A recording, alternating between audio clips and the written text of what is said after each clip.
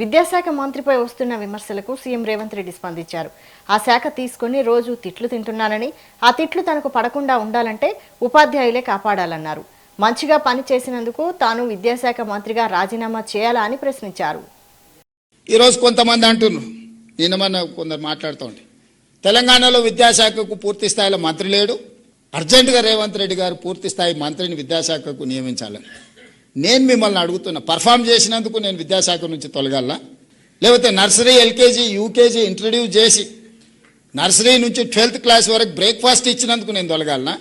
లేదంటే 14 సంవత్సరాలు మీ ప్రమోషన్స్, మీ ట్రాన్స్ఫర్స్ లేకపోతే 23,000 మందికి ప్రమోషన్లు ఇచ్చి 30,000 పైగా టీచర్లను ట్రాన్స్ఫర్స్ చేసినందుకు విద్యాశాఖ మంత్రిగా నేను తొలగాలనా? ఏం తీసుకున్నా? నేను విద్యాశాఖ తీసుకున్నా. రోజు తిట్లు తినాలి, కానీ ఆ తిట్లు పడకుండా ఉండాలంటే కాపాడాల్సింది మీరే. లేదు అంటే మీరు అందరు కలిసి తీర్మానం అనేది ఎవరికన్నా ఇస్తాం, మీరు కోరుకున్న వాళ్ళకి ఇస్తా శాఖ.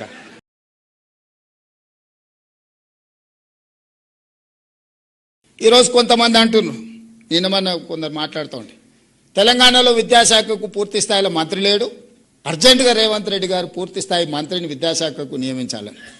నేను మిమ్మల్ని అడుగుతున్నా, పర్ఫామ్ చేసినందుకు నేను విద్యాశాఖ నుంచి తొలగాల, లేకపోతే నర్సరీ, ఎల్కేజీ, యూకేజీ ఇంట్రడ్యూస్ చేసి నర్సరీ నుంచి 12th క్లాస్ వరకు బ్రేక్ఫాస్ట్ ఇచ్చినందుకు నేను తొలగాలనా? లేదంటే 14 సంవత్సరాలు మీ ప్రమోషన్స్, మీ ట్రాన్స్ఫర్స్ లేకపోతే 23,000 మందికి ప్రమోషన్లు ఇచ్చి 30,000 పైగా టీచర్లను ట్రాన్స్ఫర్స్ చేసినందుకు విద్యాశాఖ మంత్రిగా నేను తొలగాలనా? ఏం తీసుకున్నా? నేను విద్యాశాఖ తీసుకున్నా. రోజు తిట్లు తినాలి, కానీ ఆ తిట్లు పడకుండా ఉండాలంటే కాపాడాల్సింది మీరే. లేదు అంటే మీరు అందరు కలిసి తీర్మానం అనేది ఎవరికన్నా ఇస్తాం, మీరు కోరుకున్న వాళ్ళకి ఇస్తా శాఖ.